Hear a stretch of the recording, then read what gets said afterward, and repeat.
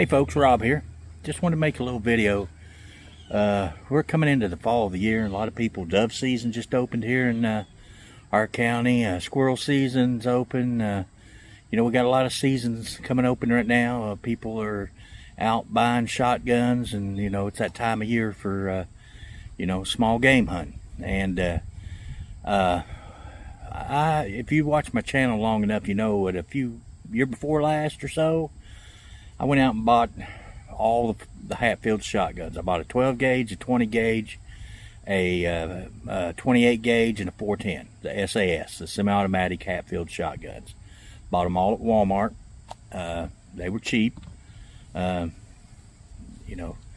that time, I think they were right around the $200 mark, maybe something, I don't even remember.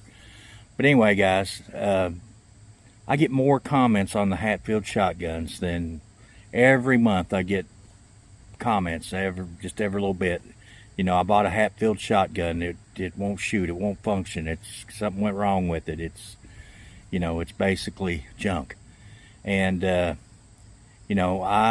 bought 4 brand new shotguns. The 410 never worked from the box. It never fire. It would fire if you liked a single shot semi-automatic shotgun, but it would not. When you would shoot the first round, every shell in the magazine tube would come flying out of it.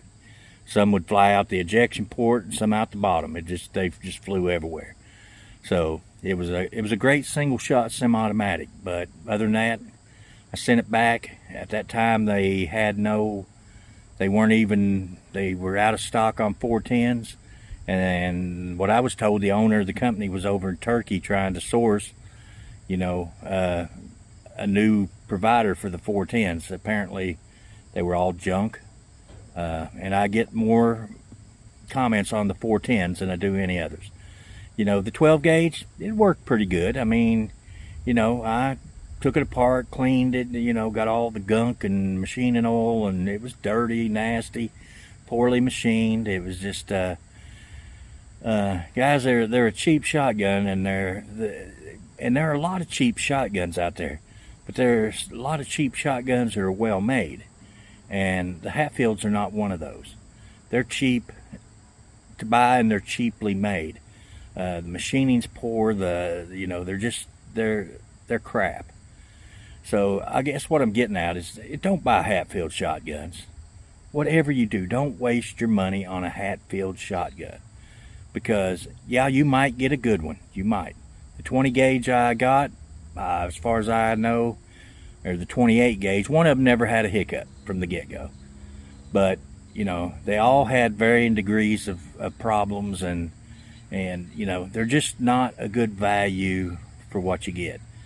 For the same money, there are many other manufacturers out there, and honestly, unless you just have to have a semi-automatic, Maverick 88, guys, you can't beat it. It's like you can throw it in a ditch and it'll shoot. There's so many guns out there that are far better value for the money. Pick up a used Mossberg. Like I said, the Maverick 88s. The Charles Daly shotgun I got, the pump gun, is an awesome gun. There are so many other, and shotguns, for the most part, there are a lot of inexpensive shotguns come from Turkey. But the Hatfield are the bottom of the barrel. So, guys, if that's all you can afford, then I say go for it. But there's a good possibility that you might end up regretting your purchase. And they've went up in price, so they're not even a good value anymore. I mean, I'm thinking they're up closer to $279 or something in that area. I don't even look at them anymore, because honestly, I would not spend my money on another Hatfield shotgun, and I would not recommend you did either.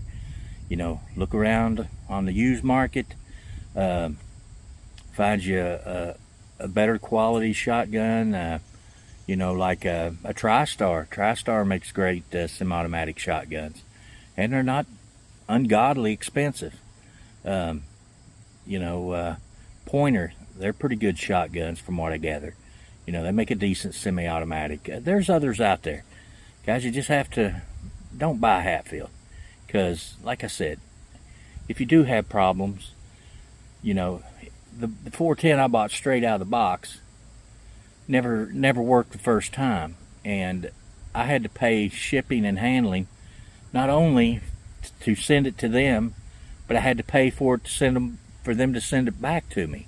So, you know, I just that, and then they ended up replacing it with a 20 gauge because they had no 410s. Apparently there's 410s on the market now, and one of my coworkers, actually, one of his family members has a Hatfield that he bought brand new, and he has tried everything he can think of. He's polished every part in it. He's done all the fixes he can see on all the YouTube fixes people have on there for him, everything he knows, and it still won't shoot.